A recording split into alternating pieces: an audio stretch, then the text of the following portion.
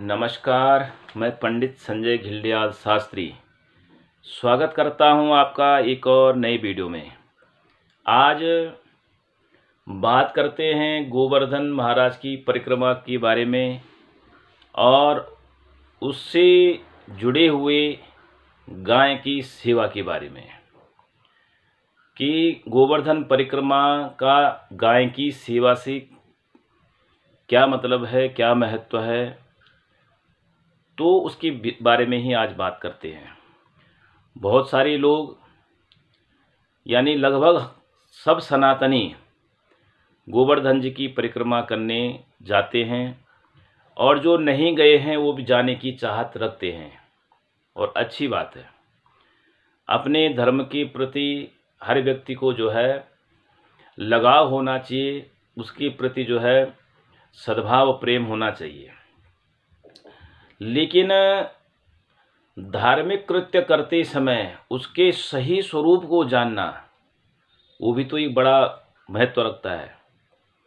हम धार्मिक कृत्य कर रहे हैं, धार्मिक काम कर रहे हैं, लेकिन उसका बिल्कुल हमें सही प्रमाण, सही ज्ञान उसकी आवश्यकता भी होती है। तो गोवर्धन जी की आपने परिक्रमा करी, लेकिन जिंदगी में कभी कोई गाय दान नहीं किया, जिंदगी में कभी गाय की सेवा नहीं करी, तो क्या गोवर्धन जी जो है आपकी परिक्रमा करने मात्र से ही प्रसन्न हो जाएंगे? विचार करिए जरा। जिन्होंने गोवर्धन जी की स्थापना करी वो साक्षात योगेश्वर भगवान कृष्ण स्वयं गोपाल बनकर के अवतरित हुए थे और गोपाल के रूप में ही उन्होंने वहाँ पर गोवर्धन जी की स्थापना करी, गोवर्धन जी को के महत्व को समझाया। तो उसके पीछे का क्या कारण था? क्या यही कारण था कि आप आओ, गाय को तो कभी पूछो मत, गाय की कभी सेवा मत करो और केवल परिक्रमा करके अपने घर चले जाओ हाथ जोड़ करके? नहीं। देखो, गोवर्धन का मतलब होता है गोबर धन। गोबर जो है वही धन है। आज तुम देखते होंगे लगभग जो है 90% जितनी बीमारियां हैं वो गलत खान पान के कारण हो रही है। खाने पीने में की सामग्रियों में केमिकल की मात्रा इतनी ज़्यादा हो गई है कि 90% बीमारियां, और हम तो कहते हैं कि लगभग 100% बीमारियां ही उसके कारण हो रही है। लोग अस्वस्थ ही उसके कारण हो रहे हैं। तो उन्होंने पहले ही समझा दिया था कि तुम गोबर को जो है खाद के रूप में खेतों में डालोगे तो वो बड़े धन का काम करेगा। अच्छा, ऐसे धन का क्या करना है कि आपके पास करोड़ों की संपत्ति है, शरीर में रोग लगे हुए हैं दुनिया भर के, खा नहीं सकते, पी नहीं सकते, तो क्या करना है ऐसे पैसे का? तो वो पैसा फिर हॉस्पिटल में ही जाएगा। इसलिए जो है वो शास्त्रों में पहले ही बता दिया था कि गोबर क्या है, धन है, वो आपका बड़ा धन है, वो आपकी हॉस्पिटल का खर्च बचाएगा, आपके शरीर को स्वस्थ रखेगा, आपकी मन बुद्धि मस्तिष्क को जो है मजबूत बना के रखेगा। तो शास्त्र में दूसरा कि गोबर यानी गाय का वरदान ही जो है वो सबसे बड़ा जो है आशीर्वाद है। गोबर धन, गाय की का जो आशीर्वाद है, गाय के द्वारा दिया गया जो आशीर्वाद है, उससे बड़ा कोई धन नहीं है। तो गाय आशीर्वाद कब देगी, कैसे देगी? जब गाय की सेवा होगी, गाय को जो है सही तरीके से गाय की रक्षा होगी, तभी तो गाय आशीर्वाद देगी। पहले जो है लगभग 90% हिंदुओं के घरों में गाय होती थी, आज सिमट करके मात्र 10% लोगों के घरों में गाय होगी। चलो, कुछ मजबूरियां हैं इंसान की कि अपने शहरों के घरों में गाय नहीं रख सकते, लेकिन जहाँ पर जो है गोपालन हो रहा है, जहाँ पर जो है गौशालाएं हैं, वहाँ पर जा कर के हम एक गाय को गोद ले सकते हैं। नहीं तो वहीं पर जाकर, जैसे आपके बच्चे की शादी हुई, आप जा कर के उसके बाद एक गाय का दान करके आ जाओ वहीं पर, तो उससे क्या होगा कि उस गाय का जो है आशीर्वाद आपको प्राप्त होगा, तो जीवन सुखमय बनेगा। गोबर धन, गाय का बरह जो है धन है और गोबर जो है यदि खेतों में डालोगे तो भी धन का काम करेगा। तो शास्त्रों में इसका क्या प्रमाण है उसको समझते हैं। गावो विश्वस्य मातरः, शास्त्रों में बताया गया है कि गाय क्या है, विश्व की माता है गाय, विश्व की माता। जैसे माँ अपने बच्चों का लालन पालन करती है, ऐसे ही गाय भी जो है सारी संसार के समस्त मनुष्यों का भी पालन करने की क्षमता रखती है। बशर्ते पहले आप गाय का संरक्षण संवर्धन तो करो। गरुड़ पुराण में आया है कि यम मार्गे महाघोरे ताम नदीम सतयोजनाम तरतु कामो ददाम मेताम तुभ्यम वैतरणीम नमः, कि जो व्यक्ति गोदान करता है अपने जीवन में वो कभी भी जो है वैतरणी नदी में नहीं पड़ता, यानी नरकों की यातना उसको नहीं भोगनी पड़ती।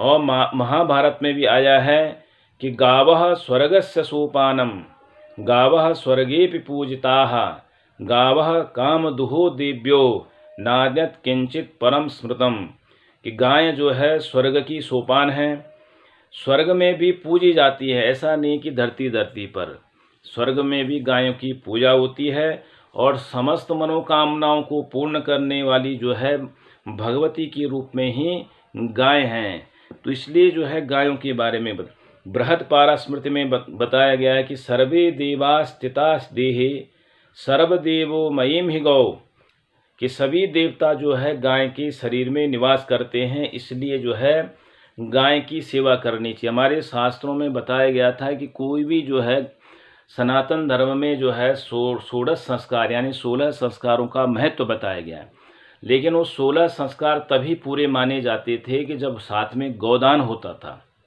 अब 16 संस्कार भी नहीं हो रहे हैं, 2-4 संस्कार होते हैं, उसमें भी गायदान नहीं है। कोई भी यज्ञ अनुष्ठान बड़े बड़े धार्मिक कृत्य थे तो बिना गाय के दान की वो भी पूर्ण नहीं माने जाते थे। कोई भी पितृ कार्य करना हो तो उसमें भी गाय के दान से ही जो है पूर्ण माना जाता था।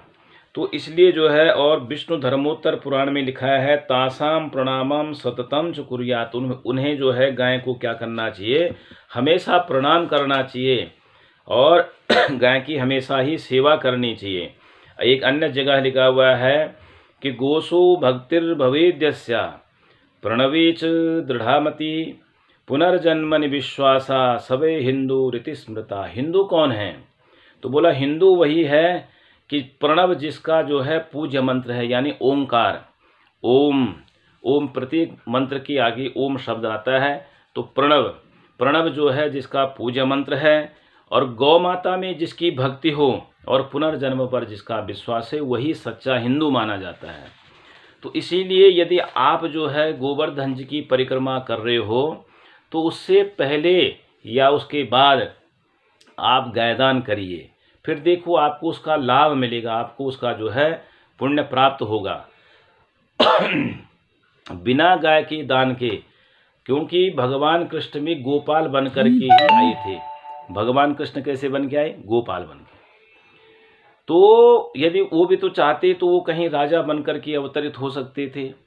कंस को मारना होता तो सीधे ही वहीं प्रकट होकर के उन कंस को मार सकते थे।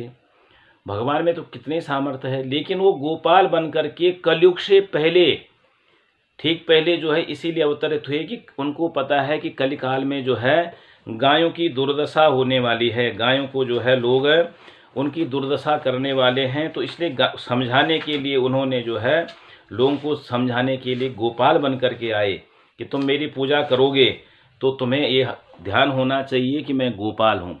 कृष्ण कथा कर रहे हैं, भागवत की कथा यदि कर रहे हैं, करवा रहे हैं, तो उसमें भी गाय की दान का बड़ा महत्व है। प्रथम गाय का दान में और अंत में भी गाय का दान का बड़ा महत्व है।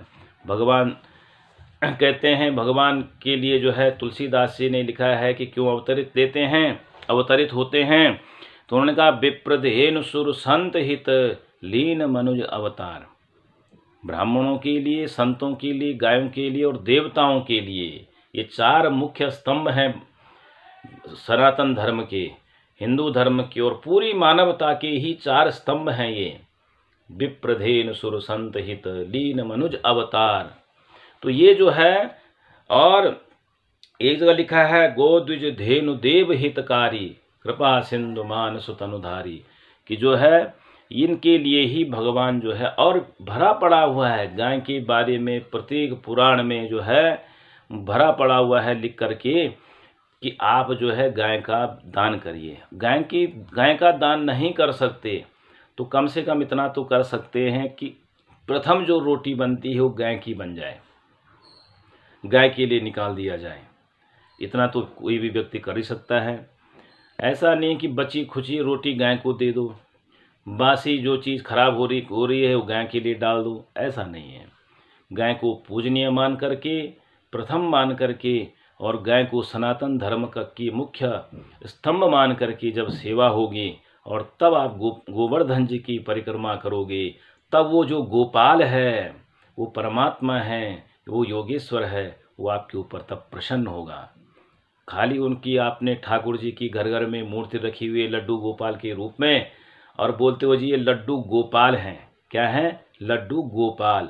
अतः उसमें भी गोपाल आ रहा है, और लड्डू गोपाल जी को खूब नहला रहे हो, धुला रहे हो, भोग लगा रहे हो, और दूसरी तरफ जो है गाय के लिए कभी तुमने कुछ नहीं किया, गाय के संवर्धन के लिए, गाय के जो है बचाव के लिए, गाय की गायदान के लिए, तो तब सोचो कि साहब हमें ये जो है लड्डू गोपाल जी आशीर्वाद दे दें।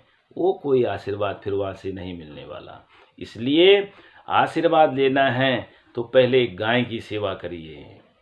पहले जो है गाय को आप माँ का स्वरूप जान करके उनकी सेवा करिए, और फिर गोपाल जी की पूजा करिए। आप लड्डू गोपाल के रूप में कर रहे हो या किसी भी रूप में कर रहे हो, फिर देखो आपको चमत्कारिक उनसे जो है पुण्य प्राप्त होगा।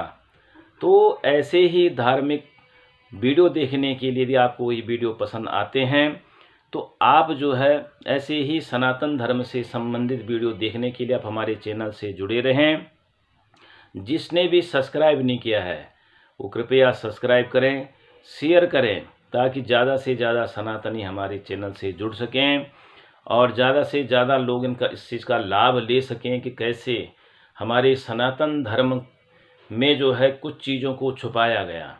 तो आपको जो है प्रमाणित सहित जो है प्रमाण सहित वेदों का, शास्त्रों का प्रमाण सहित बातें बताई जाएगी। कोई अनर्गल बातें जो है हमारे चैनल पर नहीं बताई जाएंगी। जो शास्त्रों में जो चीज़ प्रमाणित नहीं उनका उसके बारे में नहीं बताई जाएगी। जैसे आजकल बताते हैं लोग, बिना सिर पैर की बातें बता रहे हैं सोशल मीडिया में कि ये चढ़ा दो इससे चमत्कार होगा, ये कर दो, ये इससे जो है कोई बता रहा है कि कोयला फलानी जगह में दबा दो आप करोड़पति बन जाओ। कोयला दबाने से कोई करोड़पति बनता है?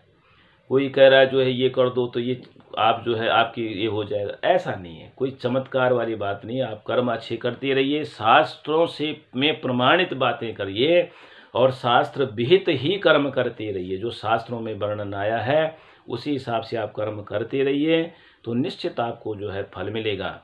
तो ऐसे ही वीडियो देखने के लिए आप हमारे चैनल से जुड़े रहें, सब्सक्राइब करें, शेयर करें। जय श्री राम।